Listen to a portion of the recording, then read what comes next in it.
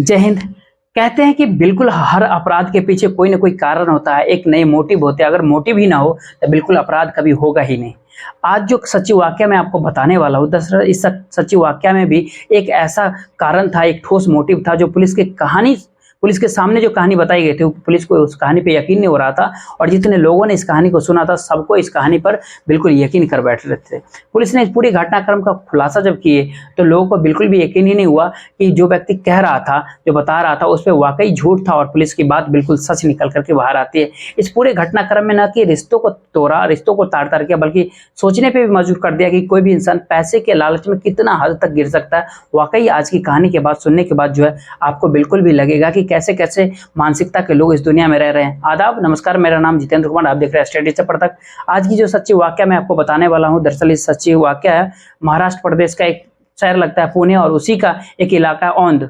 और दरअसल वहाँ के एक लड़का जो आनंद कामले नाम का लड़का होता है, उसकी शादी होती है दीक्षा ओवाल से 20 मई 2018 का। और शादी उस दिन बहुत धूमधाम से होती है। आसपास के लोग इस शादी में बहुत ही खुशहाल तरीके से आते हैं और इस शादी को एंजॉय करते हैं। जब दुल्हन विदा होकर के अपने ससुराल पहुंच जाती है तो दूल्हे से एक शर्त रखती है कि हम जब हनीमून पर जाएंगे, जब हम कहीं और बाहर जाएंगे, तभी हम कुछ करेंगे, इससे पहले हम कोई भी स्वागत भी नहीं मनाएंगे। दूल्हा जब इस तरह की बात सुनता है तो दुल्हन की खूबसूरती को देख करके उसकी बातों में आ जाता है और कहता है ठीक है, जैसा तुम कहते हो वैसा ही होगा। वो जल्दी जल्दी प्लान करता है कि कहीं हम घूमते हैं। तभी अपनी दुल्हन से पूछती है कि तुम्हें कहाँ जाना पसंद है। वो कहती है कि मुझे 2 जगह। वो कहती है कि क्यों ना हम लोगों को महाबलेश्वर जो है और पंचगनी, उसके पहाड़ियों में घूमने के लिए जाना चाहिए और वहाँ जाएंगे हम लोग। जब अपने पति से वो ये बात कहता है, वो कहता है ठीक है, ये मेरे बजट में भी आ जाएगा। क्योंकि पति जो गरीब किस्म था, थोड़ा कम पैसे वाले थे, और उसको एक आनंद आर्ट्स के नाम से एक दुकान हुआ करती थी जहाँ पे वाहनों की जो नंबर प्लेट बनती है, उन प्लेटों की वो जरा डिजाइन किया करता था। लेकिन जितना वो अच्छा सुंदर देखने में था, उससे कहीं ज्यादा सुंदर उसकी पत्नी होती है। जब लोग इन दोनों की जोड़ियों को देख रहे थे, दूल्हा और दुल्हन की, पति और पत्नी की, रब ने बना दी जोड़ी, इस तरह की बात लोग कहते थे। और जब 13-14 दिन बीतते हैं तो ये प्लान करते हैं। राजेंद्र नाम का एक दोस्त होता है और राजेंद्र की पत्नी कल्याणी होती है। चारों लोग मिलकर के प्लान करते हैं क्यों ना हनीमून पे साथ जाया जाए। 2 जून 2018 की वाकया है। दोपहर के लगभग 2 बजे के आसपास का समय हो चला था। औंध से जो है ये लोग निकलते हैं, सीधा महाबालेश्वर के लिए जाते हैं। और उन्हीं महाबलेश्वर में पंचगंज एक जगह पड़ते है, वहां पर भी उनको जाना था। गाड़ी इनोवा के से जाते हैं। राजेंद्र अपनी पत्नी को आगे बैठा करके गाड़ी चलाते थे और पीछे दूल्हा दुल्हन बैठे हुए थे, बस मस्ती करते हुए। लगभग 120 किलोमीटर का सफर जो इन्होंने तय कर लिया था। और जैसे 120 किलोमीटर का सफर तय करने के बाद एक जत्था नाम का एक जगह पड़ता है, उसके पास परसानी का जो पहाड़ियां हैं, उस पहाड़ियां के पास पहुंचते जैसे गाड़ी, तभी इस लड़की दुल्हन जो होती है दीक्षा नाम की, उसको उल्टियां होती है। उल्टियां इस कदर से होती है कि इसकी तबीयत खराब होने लगती है। तभी वो कहती है कि ड्राइवर यानी अपने पति के दोस्त से कहती है कि भैया जरा गाड़ी धीरे आराम कर लो, मुझे उल्टियां आ रही है, हमको जी घबरा रहा है मेरा। भाभी परेशान होने की कोई जरूरत नहीं है, ऐसा कहता है ड्राइवर, मैं गाड़ी साइड में कर देता हूँ। जैसे गाड़ी साइड में करते हैं, वैसे ही रास्ता बहुत संकीर्ण था, छोटा होता है और गाड़ियों का आने जाने में वहाँ पे दिक्कतें होती थी, इसलिए साइड करके गाड़ियां को रोकते हैं। और ये दूल्हा दुल्हन जो होते हैं, आनंद और उसकी पत्नी जो दीक्षा नाम की होती है, वो गाड़ी से बाहर निकल जाते हैं। और बाहर निकलने के बाद वो टहलने लगते हैं ताकि वो चक्कर जो आ रहे थे, जिससे कि वो मन मिचल रहा था, घबरा रहा था, वो बंद हो जाए। जो उसका दोस्त है राजेंद्र, उसकी पत्नी गाड़ी के अंदर बैठे हुए थे। वो कहते हैं कि शायद इन्हें देर लग जाएगा, क्यों ना हम लोग भी पहाड़ियों की 2-4 फोटो खींच ले, हमको भी ये पल जो है याद रहेगा। अब गाड़ी का जो है, इस दूल्हा दुल्हन का जो थोड़ा जो दूरी था, फैसला था, लगभग ऐसे 60-70 मीटर के बीच का फैसला था। दोनों टहलते टहलते आगे निकल जाते हैं। तभी वहां पे एक बाइक पहुंचती है, और एक बाइक पहुंचती है इसके पास। और ये जो राजेंद्र नाम का होता है दोस्त, दूर से उसे देख रहा था कि कोई उसे बातचीत करने की प्रयास कर रहा है। तभी जाकर के दुल्हन से पहले कहती है, बाइक सवार जो होते हैं 2 लोग, जो इसी बीच में एक बाइक और आ जाती है, वो दुल्हन से बातचीत करने की कोशिश कर रहे थे। तभी उन बाइक सवार 4 लोगों ने, उनके हाथों में जो है धारदार हथियार होते थे, और धारदार हथियार होने के कारण ही एक के बाद वो एक आनंद पर लगातार, ताबड़तोड़ दूल्हे पर लगातार वार करना शुरू कर दिया। जैसे वो वार कर रहे थे, चारों लोग मिलकर के जो उस दूल्हे पे, जो दुल्हन जोर जोर से वहां पे चीखती चिल्लाने लगती है और बचाओ बचाओ की जो लगातार आवाज लगाती है। ये जो दोस्त होता है, जो गाड़ी के अंदर बैठा हुआ होता है, वो डर के मारे गाड़ी से बाहर निकलता है, नहीं गाड़ी को स्टार्ट करता है और वहां से वो भाग जाता है। दुल्हन चीखती चिल्लाती रह जाती है, कैसे कि मेरे पति को ये मार डालेंगे, बचा लो। वो दुल्हन के जो जेवर थे उसको उतार रहे थे और उसके जो ऊपर एक के बाद एक लगभग 10 मिनटों तक लगातार हमला किया और जब हमला किया तो उसके बाद से रास्ते से कई ऐसे गाड़ियां भी गुजरे, लेकिन किसी ने उन्हें बचाने की कोशिश नहीं की। जो बदमाश बदमाशी कर रहे थे, लूट रहे थे, हत्या का अंजाम देने के प्रयास कर रहे थे, उस दृश्य को लोग देख करके भी वहां पर से आगे बढ़ रहे थे। सबके सब यही सोच रहे थे किसी हमको इसमें फंसना नहीं है, इस माजरे में। इस तांडव को जो इस तरह से मजा, दूल्हे को मार करके इत्मीनान से वो पूरे भाग जाते हैं सारे लोग। दुल्हन वहां पे बेहोश हो जाती है। जब दुल्हन को होश आता है तो उसके चारों तरफ जो लोगों का जमावड़ा लगा हुआ था, लोग चारों तरफ खड़े हुए थे, तब जाकर के देखते हैं कि उसका जो पति है उसके साथ सांसें चल रही थी या फिर नहीं चल रही थी। वो लोगों से अपील कहती है कि मेरे पति को जितनी जल्दी हो सके आप अस्पताल लेकर के चलो। तभी राहगीरों ने वहाँ पे, रास्ता पे जो चलने वाले लोग थे, बहुत हिम्मत के साथ एक सतारा अस्पताल है वहाँ पे, वह उस अस्पताल में लेकर के जाते हैं उसे, उस दूल्हे को एडमिट करा देते हैं वहाँ पे। लेकिन जैसे ही डॉक्टर देखते हैं उसे कह देते हैं कि ये व्यक्ति मर चुका है, आपने लाने में से काफी देर कर दिया।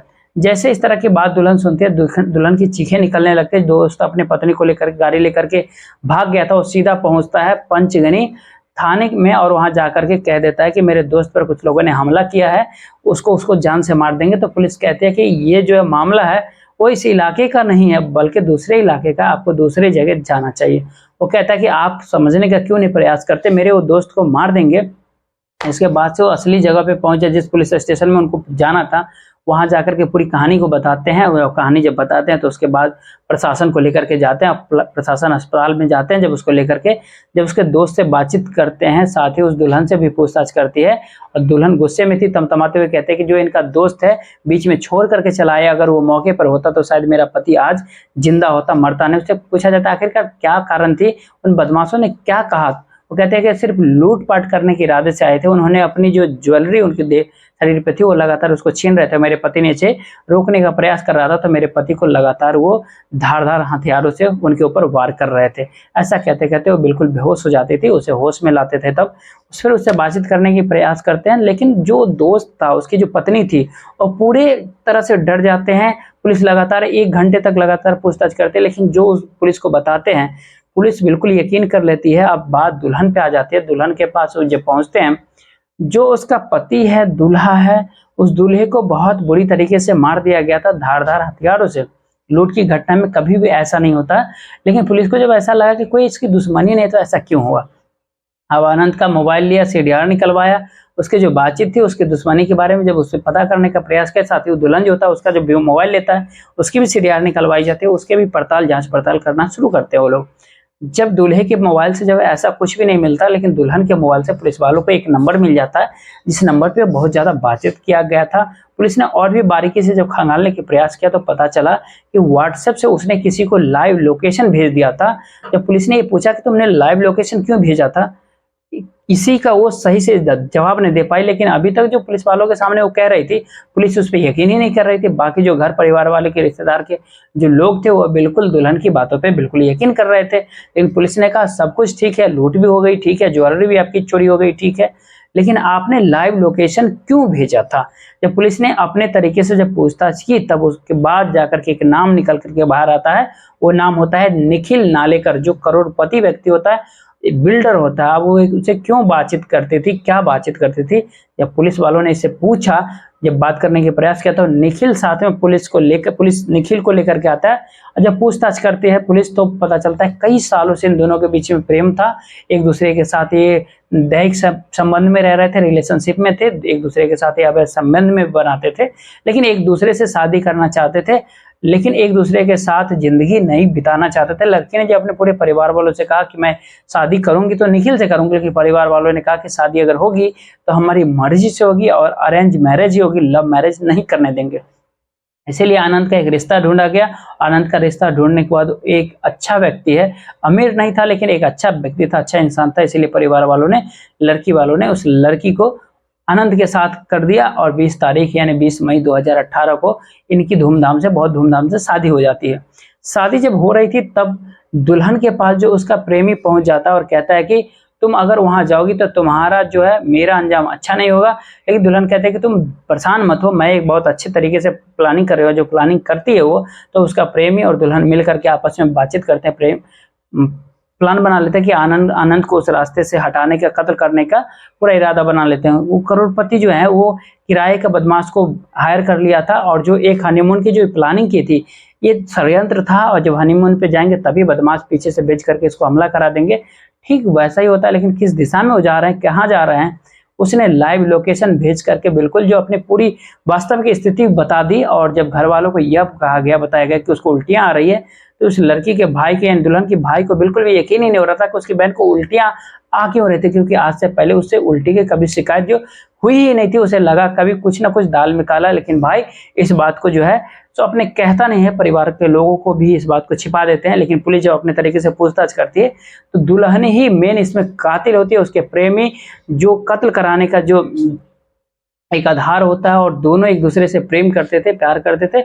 लड़की से जब वो पूछते हैं तो ये कहती है कि गरीब किस्म का इंसान है, और जो उसका प्रेमी है वो करोड़पति है, उसके सारी इच्छाओं को पूरी करता था, जो चीज उसे मांगी जाती थी, बताई जाती थी, वो देता था। इसीलिए वो अपने पति के साथ रहना नहीं चाहती थी, पति को रास्ते से मार करके अपने प्रेमी के साथ जाना चाहते। जब मेरा पति रहेगा ही नहीं तो मेरे बाप की मजबूरी हो जाएगी प्रेमी के साथ भेज देना। लेकिन उन्होंने जो एक प्लानिंग की थी, जो कत्ल की नई वारदात की जो प्लानिंग कर ली थी, एक ऐसे ठोस था, ऐसा भी उसे लग रहा था कि इसका कभी खुलासा नहीं हो पाएगा। लेकिन एक गलती, उसकी जो लाइव लोकेशन भेजी थी, उस गलती ने न केवल दुल्हन को बल्कि उसके प्रेमी को भी पकड़वा दिया। जो 4 लोग और इसमें शामिल थे, उसने, पुलिस ने उन्हें भी पकड़ लिया। दोस्तों पूरी, कहते हैं ना कि इंसान जो अपने लालच में इस कदर तक गिर जाता है, और रिश्ते में, जिस रिश्ते में सबसे ज्यादा विश्वास करते हैं, पति और पत्नी का जो रिश्ता होता है, दुनिया के सबसे खूबसूरत लम्हा और रिश्ता होता है। आपस में झगड़ा विवाद किसी का भी हो, लेकिन कुछ ही पल के बाद दोनों एक हो जाते हैं। ये रिश्ता तो अभी नया नया बुनियाद पड़ा ही था, लेकिन 13 दिन शादी के बीतते ही एक नई जिंदगी की शुरुआत तक नहीं की थी कि दुल्हन ने अपने पति को ही हमेशा के लिए इस दुनिया से हटा दिया, मौत की नींद सुला दिया। जब इस घटनाक्रम का पूरा खुलासा हुआ तो लोगों को बिल्कुल यकीन ही नहीं हो रहा था कि दुल्हन इतनी ज्यादा शातिर थी, दुल्हन इतना खूबसूरत होने के बावजूद भी इतना कातिल खौफनाक मंजर कैसे बना सकती थी। और इस पूरे घटनाक्रम के बारे में आप क्या सोचते हैं, आप अपनी राय जरूर दीजिएगा। तब तक के लिए जय हिंद, जय भारत।